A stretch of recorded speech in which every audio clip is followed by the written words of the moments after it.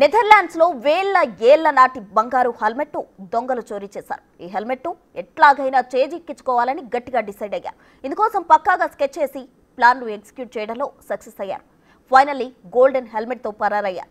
Cinema range ను తలపించే scene to scene thrilling గా చోరీ చేసేశారు. అయితే ఇక్కడ మనకు డౌట్ రావచ్చు. 2500 ఏళ్ల నాటి గోల్డెన్ హెల్మెట్ కు ఎలాంటి సెక్యూరిటీ లేదనుకుంటే పొరపాటే. అది చాలా పెద్ద మ్యూజియం, భారీ బందోబస్తు, కట్టుదిట్టమైన వ్యవస్థ, మ్యూజియం డోర్లతో సహా అంతా ఫుల్ పవర్ఫుల్. అయినా దొంగలు పడ్డారు. గోల్డ్ హెల్మెట్ ఎత్తుకెళ్లారు. నెదర్లాండ్స్లోని యాక్సన్ నగరంలో డెన్స్ పురాతన వస్తు ప్రదర్శనలో ఈ దొంగతనం జరిగింది. 2500 ఏళ్ల నాటి బంగారు హెల్మెట్ కావడంతో ఈ దొంగతనం సంచలనంగా క్రియేట్ చేసింది.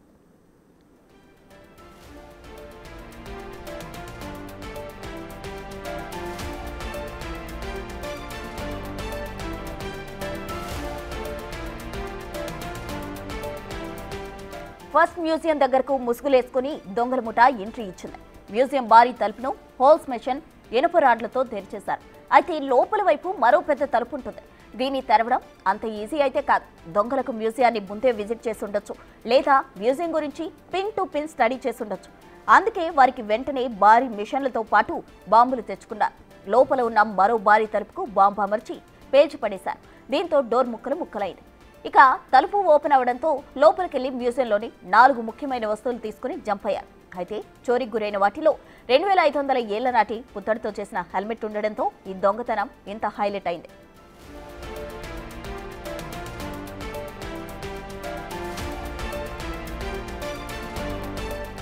ఈ హెల్మెట్ ను క్రీస్తుపూర్వం 50వ సంవత్సరంలో తయారు చేసినట్టు చరిత్రకారులు చెబుతున్నారు. దాదాపు 907 గ్రాముల బరువైన ఈ హెల్మెట్ ను రోమనేనియాలో 100 ఏళ్ల కింద ఒక కుగ్రామంలో కనుగొన్నారు. హెల్మెట్ ఆఫ్ కోట్ ఆఫ్ ఫెనెస్టీగా పిలుచుకునే దీన్ని పూర్వకాలంలో ఉత్సవాలు, సంబరాల్లో ఉపయోగించేవారట. హెల్మెట్ ముందు భాగంలో పెద్ద కళ్లను చెక్కారు. దుష్ట శక్తుల బారిన పడకుండా ఈ హెల్మెట్ కాపాడుతుందని అప్పటి జనం విశ్వసించేవారని చెప్తున్నారు.